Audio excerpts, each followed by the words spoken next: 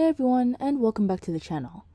Today, the question that we're going to be looking at is, why does God allow his people to suffer? There is a lot of suffering in this world, and why would our God, our Creator, let the people he brought into this world go through all of this? That is what we're going to look at today. And as I researched, the first thing that we have to keep in mind as we're thinking about this topic is that serving God will naturally cause tension and suffering. And why is that? Well, most of the population is not serving God correctly, even many who do profess to be Christians. Jesus Christ said in Luke chapter 13, verses 23 to 24, that only a few would be saved. And those who won't be saved, who are in the majority, will dislike you for pointing out that they won't be saved, and they also dislike you for professing what is right. Consider the Pharisees who heavily opposed Jesus Christ, for example. They always hated him. And why did they hate him? They hated him because Jesus Christ was serving God correctly, not following the status quo, and he always said that the Pharisees were doing it wrong, like in Matthew chapter 15, verses 3 to 9. This will always cause persecution, no matter where you are or what time period you live in. The only way God could protect you from this is to make you live all alone and deal with nobody, and such isolation is tribulation in and of itself. And a second thing to consider is that God can also decide not to protect us in certain instances. The reason for this, which James told us in James chapter 1 verses 2 to 4, is that going through tribulation improves actually our spiritual strength and discipline, if we get through it still being righteous. God letting his people go through things is called chastening in the Bible, like in Hebrews chapter 12 verses 5 to 11 for example, and it's solely to help us. Let's see Hebrews chapter 12 verses 6 and 11.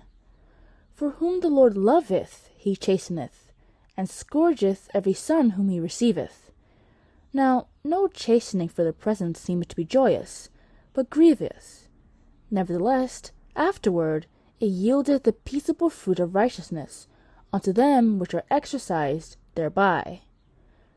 There are quite a few righteous individuals in the Bible who went through great tribulations, who came out fit for great things that they were able to do after. Take David, who from 1 Samuel chapter 19 all the way to the end of the book of 1 Samuel, he was chased by Saul, who wanted him dead. David got through all of that, still serving God, and then he became one of the most righteous rulers in Israel. And of course, let's not forget Jesus Christ, who was persecuted throughout the time he was preaching, and was eventually killed.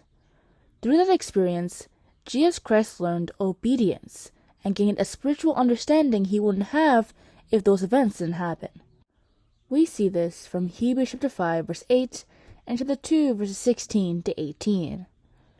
Though he were a son, yet learned he obedience by the things which he suffered. For verily he took not on him the nature of angels, but he took on him the seed of Abraham.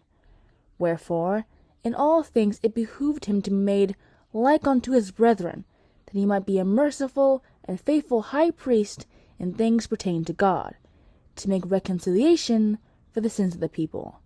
For in that he himself hath suffered being tempted, he is able to succor them that are tempted.